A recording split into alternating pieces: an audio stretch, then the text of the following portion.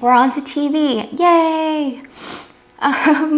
I watched 4 shows. I DNF'd one, and I'm currently rewatching White Collar. So we'll talk about that first. White Collar is about a con man who basically got caught, and then he tries to escape with only 3 weeks left of his sentence or whatever. He's almost out. He decides to do a prison break to find this girl, and he gets caught again, and the FBI officer who caught him decides to have him on house arrest and be a consultant instead for the additional 4 years because he tried to break out. And so we have Neil Caffrey and Peter Burke working together, trying to solve crimes.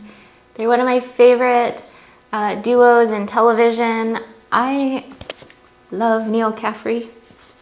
I love Matt Bomer. He's so handsome. It's a fun time. We're just rewatching it. We just want something easy to put on after work because it's both my husband and I's busy season, and sometimes it's nice just to have a comfort show on. I watched Simone Biles Rising on Netflix. I wanted to find out more about her because I find her journey about the Olympics very interesting and inspiring, and so I watched it. I thought it was done really well. I liked learning more about her and the sport. Seeing the outcome of her overcome all of that, the twisties and all of that, honestly made my summer a little better. So that was fantastic. My husband and I finished Delicious in Dungeon. It got dark. At first it was like funny and cute and like interesting, and now it's funny and dark and interesting. So there's that. Delicious in Dungeon is a Netflix anime, and it's about a group of people whose one of their members is, well, 2 of their members are siblings, and the sister of that group basically got eaten by the red dragon, and they're trying to go back into the dungeon and find the red dragon and kill it and hopefully get Fallon back.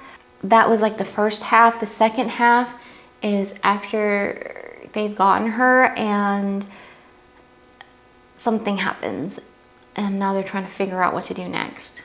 Like I said, it got really dark. The reason why it's called Delicious in Dungeon is because in order to move quickly through the dungeon, they have decided to start eating the monsters in the dungeon, which is not impossible. It's possible, but not a lot of people do it. It's like frowned upon and like grosses people out.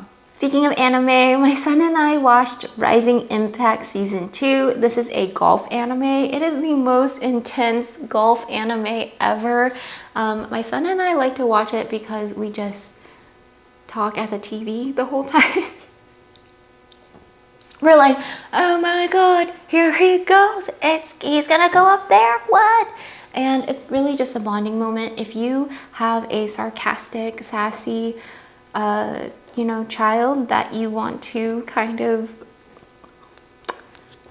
sass with, I don't know.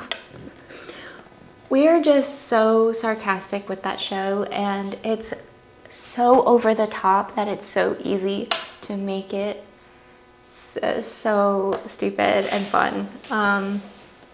So yeah, it's a golf anime, very over the top.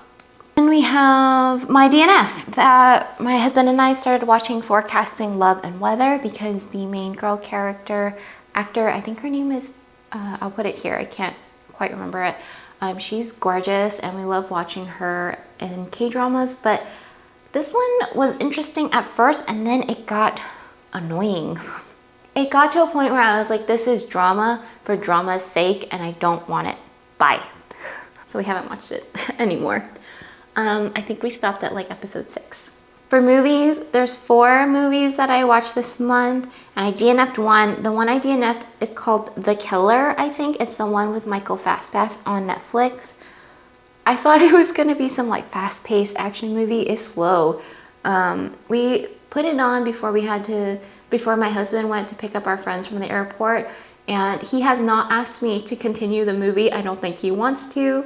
I don't really want to either. It's all in the mindset of the killer, the assassin, and he's narrating the whole thing, and I don't know, it's just not that interesting. It wasn't our vibe. I watched Nausicaa. This was my first time watching Nausicaa. It was fantastic. I thought it was great. The pacing felt a little odd, but I liked it a lot. It made me think of Castle in the Sky. And the theme was basically how humans are poisoning the earth and how we suck. And the animals in this world basically become huge and monsters, and they poison us in return because they are trying to keep the earth going. I liked the main character, Nausicaa. She felt very admirable. I liked the way she solved problems in comparison to others. Overall, pretty good movie. I could tell it was an older one because the pacing wasn't great, but I liked it. I watched Irish Wish with Lindsay Lohan. If you like Ireland and the views, this is a great movie to have on mute and just have on the background and maybe like read a book that takes place in Ireland instead. That's all I have to say about that. The Frozen Ground with Nicolas Cage. Forever and ever ago, my husband went to Second and Charles and they had these boxes of DVDs for sale for like however much. You get like 50 in a box, and he wanted to do it. So we bought it. We have a whole stack of DVDs that we've never watched that we thought we could watch or that we thought we might like from those boxes. He has bought 2. And so one of them was The Frozen Ground with Nicolas Cage. This is based on a real-life Alaskan serial killer, Robert Hansen, and the movie is dedicated to all the victims, which was great. I never knew this existed. I'm not like a big true crime girl, but I thought it was done pretty well. I could see how some of it felt a little off. At the very end, someone said like, this is Cindy's, the main girl's name is Cindy, the survivor. This is from Cindy's point of view. And I thought like, directorially, it didn't feel that way. But I liked it. I liked the format. I felt like I learned something new. So overall, it was pretty good. I don't think it's something I would watch again. It was not comforting. And yesterday, I just watched Past Lives. I actually don't know the actor's name in this one. I wanted to watch it because I saw that it was an A24 movie and someone at work recommended it to me. It is an artsy movie. Some of those scenes were gorgeous, like gorgeous. And I felt like the story was very calm. It was very slow and understated, but also like full of emotions. I don't know. Does that make any sense? I said in my vlog that I looked up the director's intentions at the end of this because I wanted to see if what I was thinking matched what she was thinking.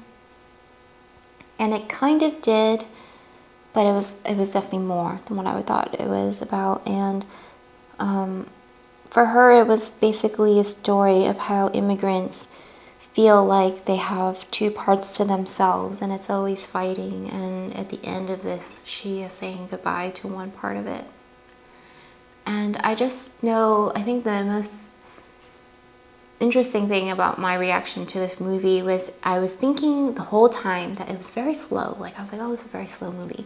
And I'm always, because I've been with my husband for so long, I was literally saying there like, oh my God, I'm so glad I watched this by myself. Ryan would hate this movie.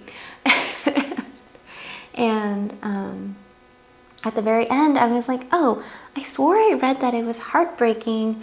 I don't feel very heartbroken. And then at the very, very end, I started crying.